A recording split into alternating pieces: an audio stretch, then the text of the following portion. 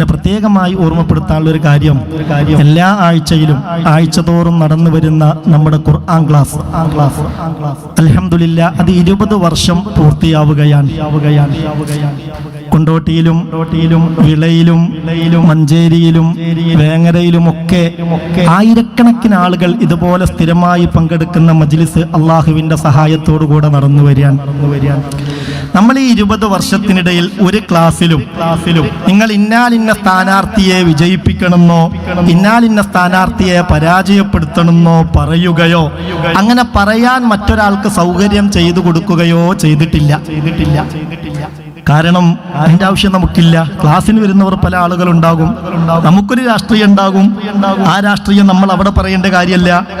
അപ്പൊ അതുകൊണ്ട് ഇത് പറയാനുള്ള കാരണം ചില ആളുകളൊക്കെ ഖുർആൻ ക്ലാസിന്റെ കാര്യത്തിലുള്ള അസ്വസ്ഥത അവർക്കുള്ളത് കൊണ്ടാണോ അല്ലേന്നറിയൂല, ആ നിലയിലുള്ള ചില പ്രചരണങ്ങൾ അഴിച്ചുവിടുന്നുണ്ട്.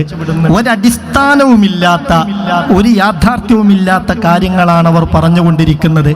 അതുകൊണ്ട് പ്രിയപ്പെട്ടവരെ അതൊക്കെ അവഗണിക്കുക.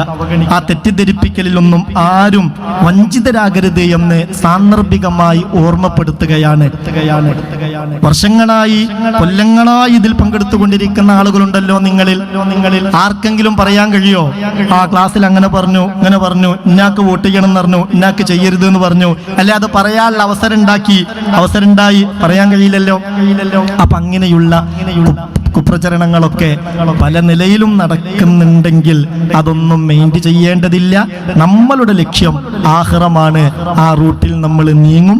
അല്ലാഹു റബ്ബുൽ ഇസ്സത്ത് എല്ലാ ഫിത്നകളെ തൊട്ടും ഫസാദുകളെ തൊട്ടും നമ്മളെ കാത്തുരക്ഷിക്കട്ടെ.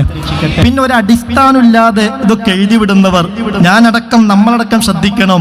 അതൊക്കെ ആഖിറത്തിലേക്ക് നമുക്ക് വലിയ തലവേദനയാകൂലേ? ഒരടിസ്ഥാനമില്ലാതെ നമ്മൾ ഒരാളെ കുറിച്ച്, അത് ആരെ കുറിച്ചാണെങ്കിലും അങ്ങനെ എന്തൊക്കെ ആരൊക്കെ ഇവിടെ എഴുതിവിടുന്നു. നമ്മൾ ഈ എഴുതുന്ന നമ്മളങ്ങ് മരിച്ചു പോയാലും ഈ എഴുതപ്പെട്ടതെന്നൊന്നും ഇവിടെ നിലനിൽക്കൂലേ?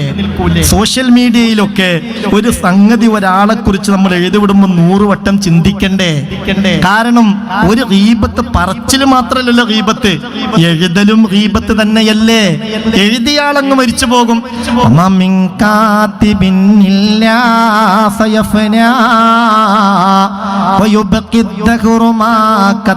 يداه فلا تكتب بكفك غير شيء يسرك في القيامة أن تراه. ഈമാനുള്ളവർ, അള്ളാനെ പേടിക്കുന്നവർ ഇത് ശ്രദ്ധിക്കണം. അല്ലാത്തവർക്ക് പിന്നെ എന്ത്?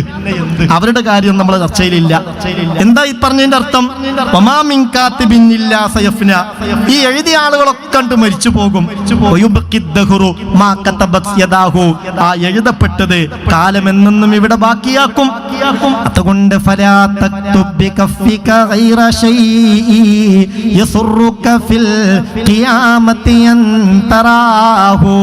നാളെ ഖിയാമത്ത് നാളിൽ നീ എഴുതിയത് നിന്നെ കാണിക്കപ്പെടും.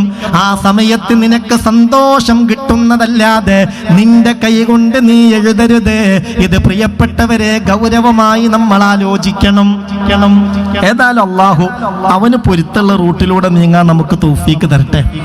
അതിനല്ലാഹു ഭാഗ്യം നൽകട്ടെ. സോഷ്യൽ മീഡിയയിലൊക്കെ അങ്ങനെ ചില പ്രചരണങ്ങൾ അപൂർവം ചില ഭാഗങ്ങളിൽ നിന്ന് നടക്കുന്നു എന്നറിഞ്ഞതുകൊണ്ട് ഓർമ്മപ്പെടുത്തി എന്ന് മാത്രം. നമ്മുടെ മജ്ലിസിലൊക്കെ വരുന്ന ആളുകൾക്ക് കൃത്യമായി ഇതിന്റെ പോക്ക് എങ്ങോട്ടാണ് എന്നറിയുമല്ലോ. അപ്പൊ അതുകൊണ്ട് അത്തരത്തിലുള്ള ആ ഒരു ചതിയിൽ നമ്മൾ പെട്ടുപോകരുത് എന്ന് സാന്ദർഭികമായി ഓർമ്മപ്പെടുത്തുകയാണ്.